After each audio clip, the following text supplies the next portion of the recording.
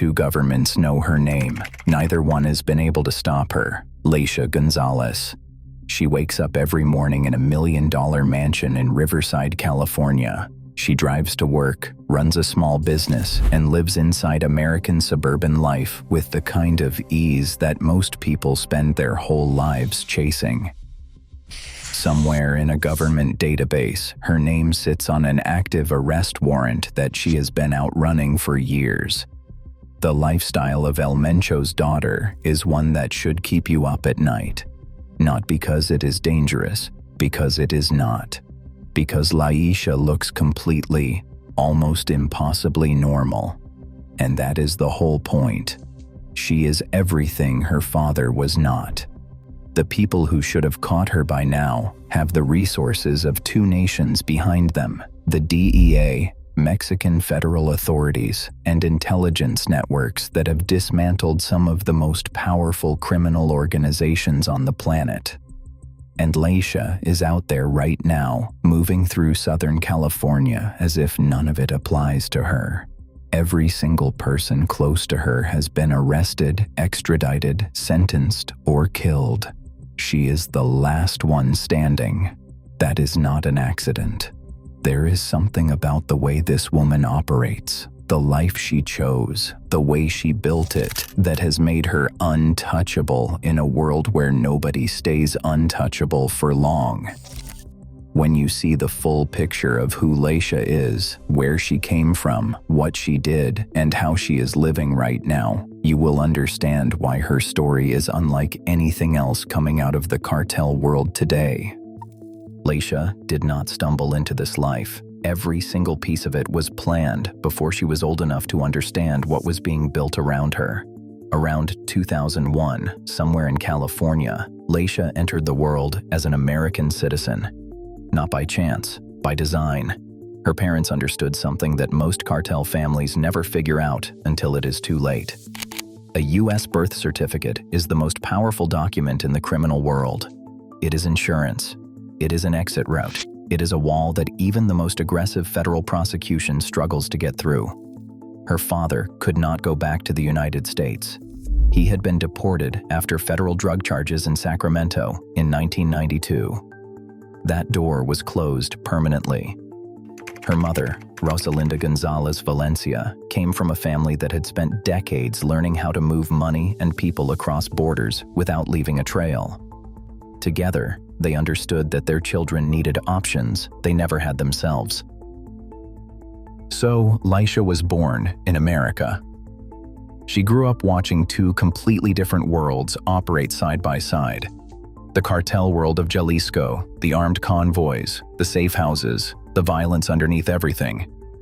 And the American world, open borders, legal protections, a passport that nobody questions at a checkpoint. She was the youngest of 3 children. Her brother was being groomed as the heir. Her sister was being pulled into the financial operations.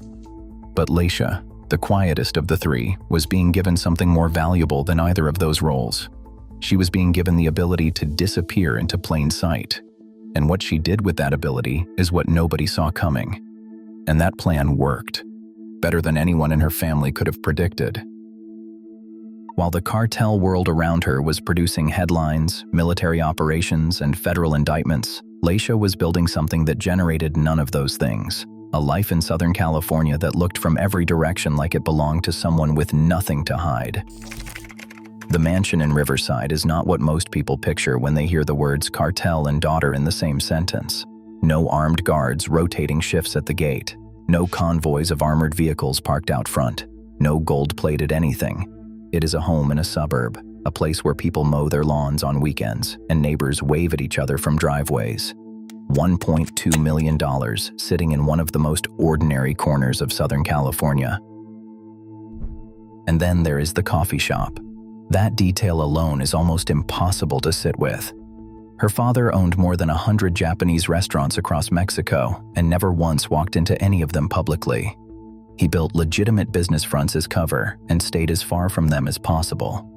Leisha went in the opposite direction entirely. She stepped behind the counter. She showed up. She became the face of something small, visible, and completely legal. Her father survived by being invisible. Leisha is surviving by being seen, but never as who she actually is. She moves through California with a valid passport, a legitimate address, and a business that files its paperwork like any other small operation on the block. The people ordering their drinks have no idea who is handing them their change. But here is what nobody has fully explained yet: how a woman with warrants in one country built all of this so cleanly in another. Because the answer to that question starts in a place that looks nothing like Riverside, California. November 15th, 2021. Zapopan, Jalisco. A Walmart parking lot. Middle of the day. Two Mexican Navy members, trained military personnel, were taken in broad daylight by a team that knew exactly what it was doing. No hesitation, no chaos. A coordinated operation executed in minutes and then gone. Leisha is 20 years old. Earlier that same day, Mexican authorities had arrested her mother, Rosalinda Gonzalez Valencia. The woman who had spent years managing over 70 businesses used to launder cartel money, the financial brain of an entire criminal empire, now in government custody. And within hours of that arrest, Leisha and her husband El Gaucho made a decision that would change everything. The plan was to grab military personnel and trade them, force the government into a hostage exchange, release the mother, or let the sailors disappear. It is the kind of logic that only makes sense when you have grown up in a world where violence is the first solution and human lives are leverage. They were held for 4 days. 4 days of the Mexican government launching search operations through Jalisco cartel-controlled territory, knowing that every civilian in those zones could be reporting back to the cartel. On November 19th, both sailors were found alive near Puerto Vallarta. The female was unharmed. The male had been beaten. The plan had failed completely. The Mexican government did not negotiate. Rosalinda stayed in custody. Leisha became a wanted fugitive overnight. Arrest warrants were issued. Her name was attached to the kidnapping of military personnel, one of the most serious charges the Mexican legal system carries. Everything she had built, the clean image, the American life, suddenly had a very dark foundation underneath it. But what happened next is the part of this story that nobody fully saw coming. She ran north. The passport her parents had planned before she was born became the most important thing she owned.